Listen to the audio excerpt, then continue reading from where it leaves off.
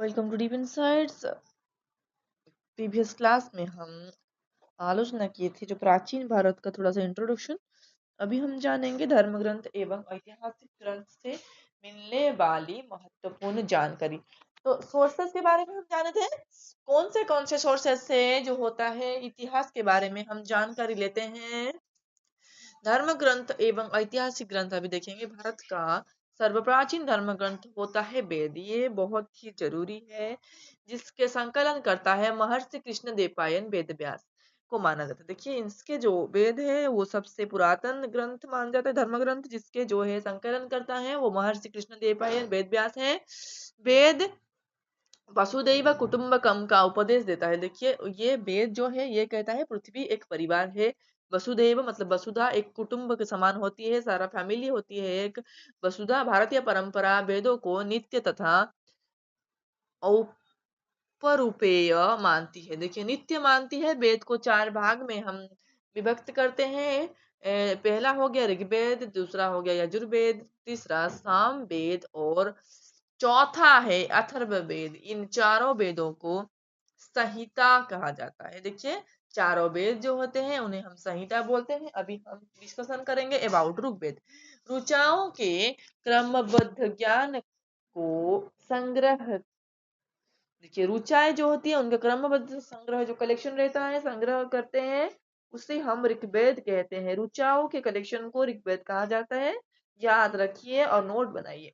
इसमें 10 मंडल होते हैं। शॉर्ट नोट बनाइए, ज्यादा बड़ा नोट करने की जरूरत नहीं है।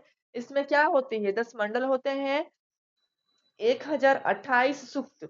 सूक्त का मतलब क्या है, देखिए जो होता है बाला खिल्य पाठ के 11 सूक्त सहित, ये जो 1028 सूक्त होते हैं, बाला खिल्य पाठ के जो 11 सूक्त होते हैं साहित्य साहित्य के, ये इसके इंक्लूडिंग होती है। एवं ये हो गया रुचाएं होती है 10,462 रुचाएं होती हैं। इस वेद को रुचाओं के पढ़ने वाले ऋषि को होत्रु कहते हैं। ये जो रुचाएं होती हैं, इस रुचाओं को जो पाठ करते हैं उन ऋषि को हम, ऋग्वेद को जो पढ़ते हैं उन्हें हम होत्रु कहते हैं। ऋग्वेद में रहने वाले रुचाओं का जो पाठ करते हैं उन्हें हम होत्रु कहते हैं। इस वेद से आर्य के राजनीतिक आर्य जो है, भारत में जो शासन करते थे आर्य,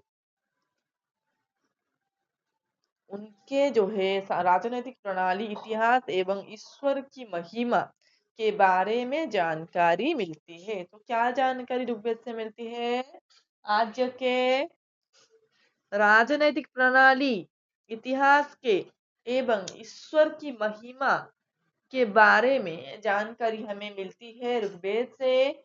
विश्वामित्र द्वारा रचित ऋग्वेद के तीसरे मंडल, देखिए जो तीसरे मंडल, हम तीसरे मंडल के बारे में अभी डिस्कस कर रहे हैं, विश्वामित्र के द्वारा रचित होती है। ऋग्वेद के तीसरे मंडल में जो सूर्य देवता और क्या सावित्री को समर्पित प्रसिद्ध गायत्री मंत्र है। तो गायत्री मंत्र किस मंडल में है, देखिए विश्वामित्र द्वारा ये रचित गायत्री मंत्र जो है, जो सावित्री को जो समर्पित है उसे गायत्री मंत्र कहते हैं। इसके 9वें मंडल में देवता सोम का उल्लेख है।